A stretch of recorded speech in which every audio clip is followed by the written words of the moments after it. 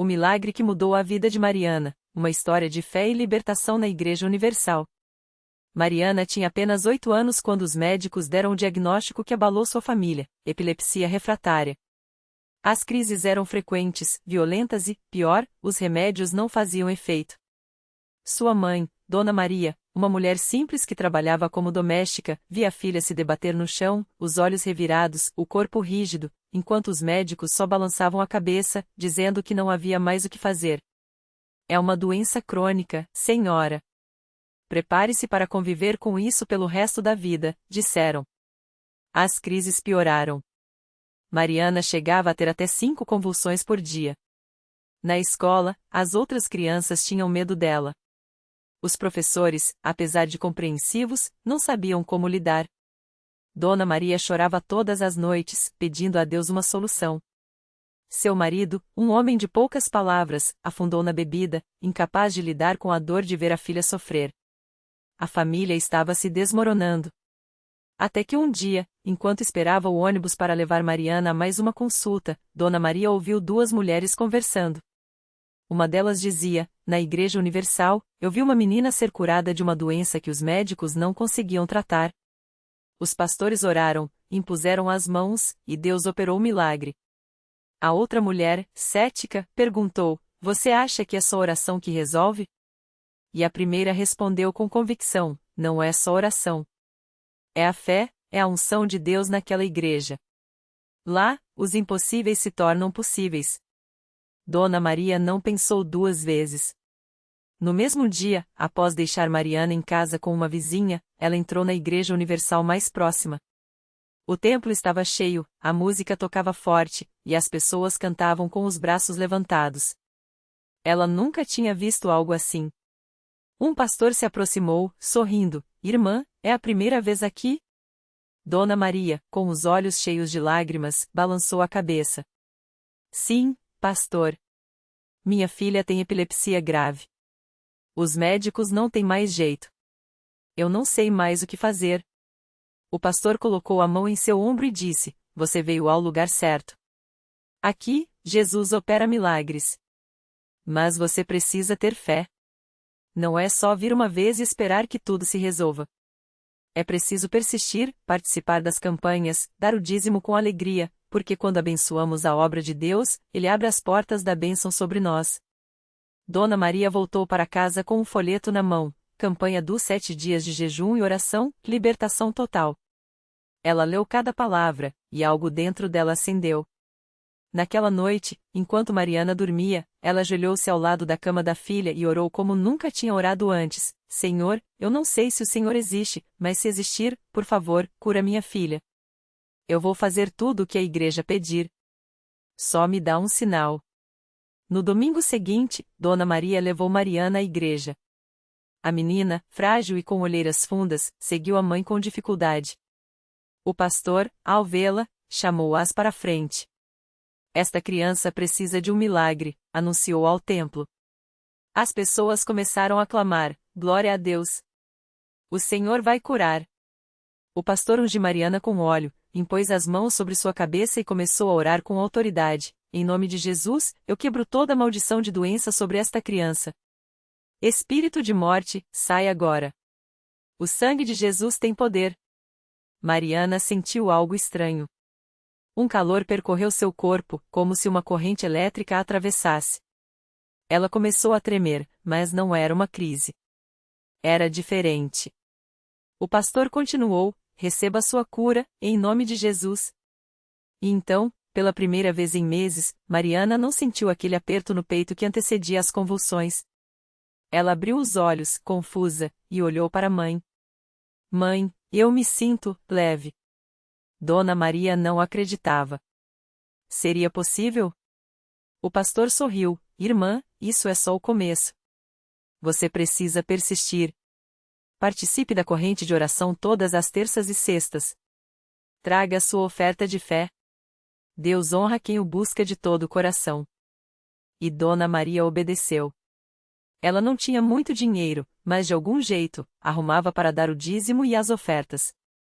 Participava das vigílias de oração, onde as pessoas clamavam até de madrugada. Levava Mariana todas as vezes que podia. A menina, aos poucos, foi ficando mais forte. As crises diminuíram. De 5 por dia, passaram a 1 por semana. Depois, a 1 por mês. Até que, certo dia, Mariana completou 30 dias sem nenhuma convulsão. O médico, surpreso, pediu novos exames. Os resultados vieram: atividade cerebral normal. Isso não faz sentido, disse o neurologista. Mas os exames não mentem. Sua filha não apresenta mais sinais de epilepsia. Dona Maria chorou de alegria. Naquele domingo, ela subiu ao altar para dar seu testemunho. Com Mariana ao seu lado, sorrindo, ela contou tudo o que Deus tinha feito. O templo explodiu em glórias. O pastor abraçou as duas e disse: "Isso é o poder de Deus. Quando a gente confia nele, quando obedece aos seus princípios, os milagres acontecem." Mas a história de Mariana não terminou aí. Porque a cura física foi só o começo. Seu pai, ao ver a transformação da filha, largou o álcool e também começou a frequentar a igreja. A família, que estava desunida, se reconstruiu. Dona Maria, que antes vivia no desespero, tornou-se uma mulher de fé inabalável. Ela até começou a ajudar na fogueira santa, orando por outras pessoas que chegavam quebradas, como ela um dia chegou. Mariana, hoje com 12 anos, não toma mais remédios. Ela participa do grupo de crianças da igreja, canta no coral infantil e sonha em ser missionária. "Eu quero contar para todo mundo que Deus é real", diz ela, com os olhos brilhando. E a lição que essa história nos deixa é poderosa: Deus não desiste de nós, mesmo quando tudo parece perdido. Mas Ele exige algo de nós: fé ativa, obediência e persistência. Não adianta só pedir, é preciso agir, participar, confiar. Na Igreja Universal, Mariana e sua família aprenderam que os milagres não são obra do acaso, são respostas de um Deus que ouve, que vê e que age quando seu povo clama com sinceridade. Porque, no final das contas, a verdadeira cura não foi só a epilepsia que saiu do corpo de Mariana. Foi o desespero que saiu do coração de sua mãe. Foi a esperança que voltou a brilhar nos olhos de seu pai. Foi a família que se reencontrou nos braços de Deus. E isso, meu amigo, não tem preço. Isso é o poder da fé. Mas a história de Mariana não terminou ali. Porque quando Deus começa a agir, Ele não para pela metade. Alguns meses depois daquele dia inesquecível na igreja, algo ainda mais surpreendente aconteceu. Mariana, que antes mal conseguia segurar um lápis sem tremer, começou a ter um desejo estranho no coração: ela queria voltar a estudar.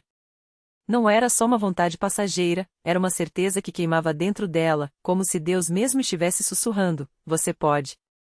Eu te restaurei para mais do que só viver, eu te restaurei para vencer." Sua mãe, Dona Clara, no início ficou com medo. "Filha, você já passou por tanto, e se as crises voltarem? E se o estresse dos estudos?" Mas Mariana, com uma calma que não era dela, apenas sorriu e disse: "Mãe, se Deus tirou a doença, Ele também vai me dar força para o resto. Confia nele, não em mim." E assim, com a bênção do pastor e o apoio da família, Mariana voltou para a escola. Não foi fácil. Os colegas, que antes a viam como a menina doente, agora a olhavam com curiosidade. Alguns até duvidavam: será que ela aguenta? Mas Mariana não ligava. Toda manhã, antes de sair de casa, ela e Dona Clara oravam juntas, pedindo a Deus não só sabedoria, mas coragem para enfrentar os olhares e os comentários. E Deus foi fiel. Não só as crises não voltaram, como Mariana começou a se destacar. Os professores notavam algo diferente nela, uma determinação que não vinha só da mente, mas de algo maior. Em menos de um ano, ela não só recuperou o tempo perdido, como se tornou uma das melhores alunas da turma. E o mais lindo, sempre que podia, ela compartilhava sua história. Não com orgulho, mas com gratidão. "Não fui eu que fiz isso", ela dizia. "Foi Deus. Ele me deu uma segunda chance, e eu não vou desperdiçar." Enquanto isso, em casa, as coisas também tinham mudado. Seu pai, seu João, que antes se afogava no trabalho para não pensar na dor, agora chegava em casa mais cedo. Ele e Dona Clara começaram a participar ativamente dos cultos, não só como ouvintes, mas servindo. Ele ajudava na organização dos eventos da igreja, ela na equipe de visitação aos doentes. Se Deus fez isso por nós, o mínimo que a gente pode fazer é estender a mão para outros que estão sofrendo, dizia ele. E foi numa dessas visitas que eles conheceram o casal de uma menina com uma doença rara, semelhante à que Mariana tinha tido. Os médicos haviam desistido, os remédios não faziam efeito, e os pais já não sabiam mais aonde recorrer. Dona Clara, com lágrimas nos olhos, contou a história da filha. Deus pode fazer por vocês também, ela disse, segurando a mão daquela mãe desesperada. Mas vocês têm que crer de verdade. Não é só ir na igreja, é entregar tudo nas mãos dele. A menina se chamava Sofia. E hoje, 2 anos depois, ela também está curada. Não por acaso, mas porque uma família que havia sido restaurada decidiu não guardar o milagre só para si. Eles aprenderam que a fé não é um privilégio, é uma semente que, quando plantada, dá frutos além do que a gente pode imaginar. Mariana, agora com 19 anos, sonha em ser médica. Não qualquer médica, ela quer ser neurológica. Quem melhor para entender a dor de uma criança doente do que alguém que já esteve lá? Ela pergunta. E toda vez que alguém duvida, ela sorri e conta como Deus a tirou de um abismo que nem os médicos entendiam. Porque essa é a marca dos verdadeiros milagres, eles não terminam em si mesmos. Eles se multiplicam. Uma vida transformada inspira outra, que inspira outra, e assim o amor de Deus vai se espalhando como um fogo que não se apaga. E se você está lendo isso hoje pensando que seu caso é impossível, que sua dor é grande demais, que Deus já se esqueceu de você, olhe para Mariana. Olhe para Sofia. Olhe para tantas outras histórias que a Igreja Universal já viu nascer. Deus não mudou. Ele ainda ouve. Ele ainda age. E Ele está esperando só uma coisa, que você dê o primeiro passo. Não com medo, não com dúvida, mas com a certeza de que, quando a gente coloca a mão na mão dele, nenhum milagre é grande demais. Mariana termina seu testemunho com os olhos brilhando, e o silêncio na igreja é tão profundo que dá para ouvir o vento batendo nas janelas. É como se o próprio céu estivesse prestando atenção. Ela olha para as mãos, ainda marcadas pelas cicatrizes das cirurgias, mas agora seguras, firmes, cheias de propósito. Eu pensava que minha vida tinha acabado, ela confessa, com a voz um pouco trêmula. Os médicos falavam em qualidade de vida, mas o que eles queriam dizer era: prepare-se para viver com metade de si mesma. Mas Deus não pensa assim. Ele não nos dá metade. Ele nos dá tudo. E é aí que o pastor se levanta, com a Bíblia aberta nas mãos, e aponta para um casal na última fileira. Eles estão de mãos dadas, os rostos molhados. São os pais de Lucas, um jovem de 19 anos que chegou à igreja 3 meses atrás arrastando os pés, os olhos vazios, viciado em drogas desde os 14. A mãe, Dona Margarida, conta que já tinha perdido as esperanças. O filho sumia por dias, voltava agressivo, roubava coisas de casa para sustentar o vício. Até que uma irmã da igreja, que trabalhava perto da casa deles, parou no portão um dia e disse: Margarida, traz esse menino para Jesus. Não é mais você que vai salvar ele. É Deus. Eles vieram. Lucas entrou na igreja sujo, cheirando a álcool, com olheiras fundas. Sentou no fundo, de cabeça baixa, como se quisesse sumir. Mas algo aconteceu ali. Não foi um sermão, não foi um grito. Foi o silêncio. Foi quando o pastor parou de pregar, olhou direto para ele e disse: Filho, Deus não está te julgando. Ele está te esperando.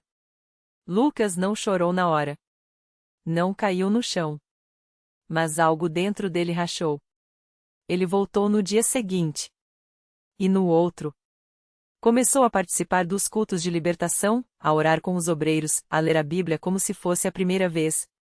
As crises de abstinência foram brutais, suor frio, tremores, noites sem dormir, mas ele não desistiu. E a igreja não o deixou sozinho. Irmãos o levavam para casa, davam comida, oravam com ele até altas horas.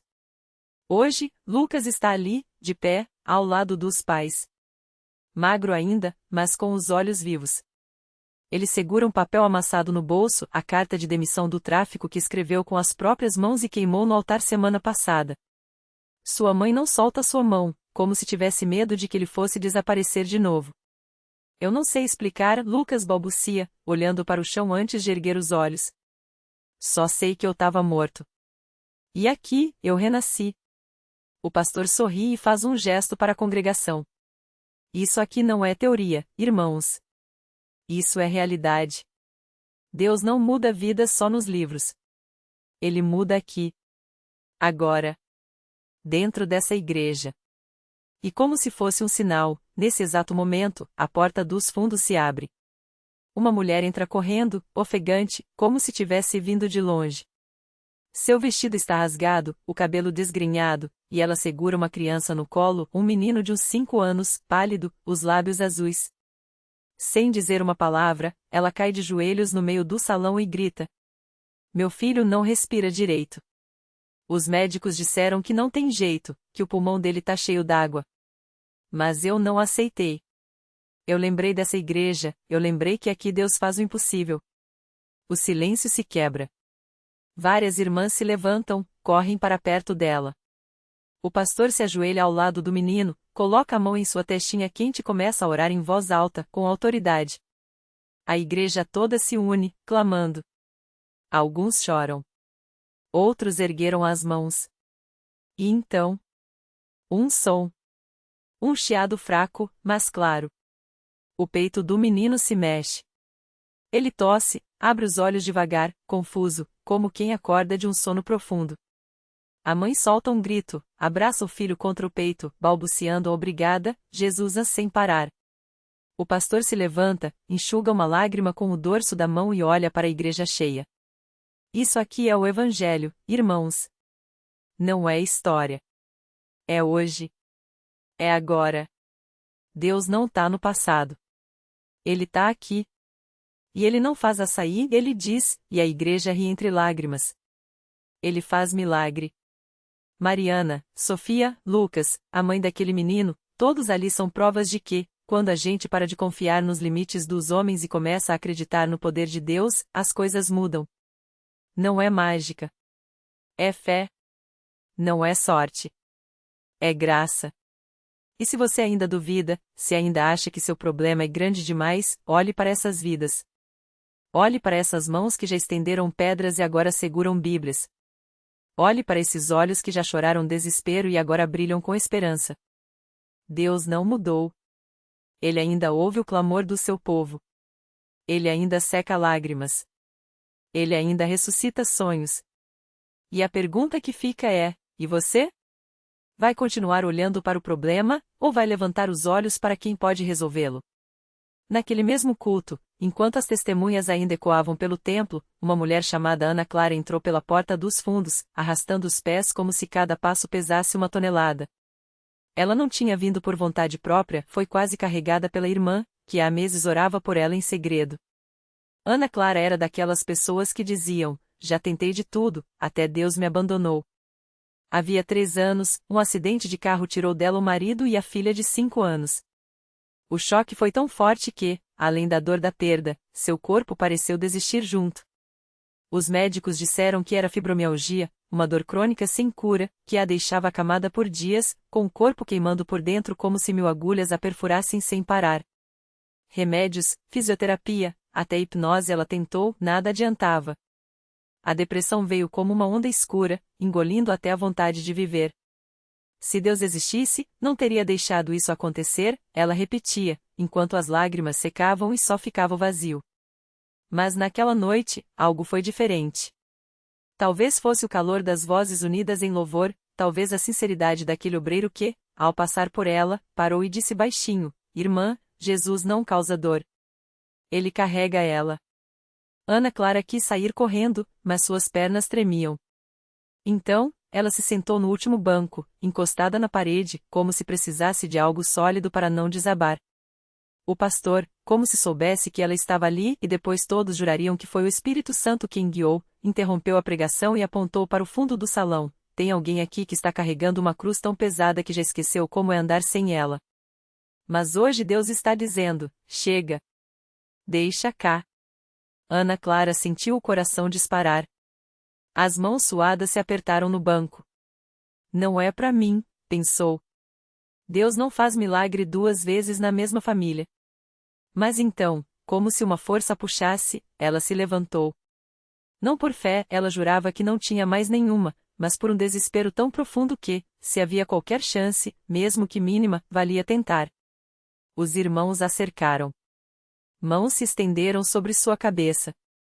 Alguns oravam em línguas, outros choravam. Ana Clara fechou os olhos, esperando não sentir nada, como sempre. Mas então, uma onda de calor desceu por sua coluna, como se óleo morno fosse derramado sobre feridas abertas. Ela tentou se segurar no banco, mas as pernas, antes fracas, agora pareciam firmes. Uma dor antiga, conhecida, começou a se soltar, como se raízes secas fossem arrancadas de dentro dela. Glória a Deus, alguém gritou. Ana Clara abriu os olhos e, sem pensar, deu um passo. Depois outro. E outro. Sem dor. Sem queimar. Sem a sensação de que ia desabar a qualquer momento. Ela levantou os braços e ri. Ri como não ria há anos. Ri até as lágrimas caírem, mas dessa vez eram diferentes, eram de alívio, de espanto, de uma alegria que ela nem sabia que ainda cabia dentro dela. O pastor a abraçou, e ela sentiu o cheiro de esperança no ombro dele. Irmã, Deus não te esqueceu. Ele só estava preparando algo maior do que a sua dor. Na semana seguinte, Ana Clara voltou à igreja. Desta vez, sozinha, mas não mais sozinha de verdade. Trouxe consigo as receitas médicas rasgadas e um testemunho que faria até os mais céticos se emocionarem. Eu vim aqui para provar que Deus não existe, ela confessou ao microfone, com a voz trêmula. Mas ele me provou que eu estava errada. E assim, mais uma história se juntou às outras. Mais um nome foi escrito no livro da graça. Porque na CCB, não são só palavras que se pregam, são vidas que se transformam. Não é religião. É encontro. Não é teoria. É realidade. E se Ana Clara, que já teve todas as razões do mundo para desistir, hoje canta nos cultos com as mãos levantadas, o que Deus não pode fazer na sua vida? A pergunta permanece: você vai ficar só olhando, ou vai dar um passo para dentro do milagre? O milagre que não acabou. Ana Clara não apenas rasgou as receitas, ela as guardou em um vidro, como lembrança do dia em que o médico, boquiaberto, declarou: não há explicação científica. Seu corpo não tem mais vestígios da doença. O tumor que a consumia, que os exames confirmavam incurável, simplesmente não estava mais lá. Nem cicatriz. Nem sequela. Só uma paz que ela não conseguia descrever, mas que agora dançava em seus olhos sempre que falava de Deus. Naquela noite, depois do testemunho, uma mulher a abordou chorando: minha filha tem a mesma doença. Você acha que Deus pode fazer por ela o que fez por você? Ana Clara abraçou-a e sussurrou: ele não faz acepção de pessoas. Mas tem uma coisa que lhe pede, que a gente pare de exigir provas e comece a confiar. Aquela mãe saiu dali com uma esperança que não era cega, era certa. A reflexão que fica. Deus não precisa de nossas dúvidas para ser Deus. Mas Ele ama transformá-las em altares. Ana Clara entrou na igreja querendo um debate, saiu com uma vida nova. Não porque Deus a atendeu um pedido, mas porque Ele reescreveu sua história. O milagre não foi só a cura, foi a descoberta de que, no meio do deserto, Ele já estava lá, segurando sua mão. A lição, que é um convite. Milagres não são prêmios para os perfeitos, mas sinais para os que ousam crer. Se Ana Clara, com todas as suas feridas e perguntas sem resposta, encontrou graça, imagine o que Deus quer fazer com você, que ainda está do lado de fora do abraço dele. O milagre não começa quando tudo se resolve, começa quando você decide entrar nele. E se hoje você está só olhando, saiba, a porta está aberta. Não para espectadores, mas para quem quer viver a história. Qual será o seu primeiro passo?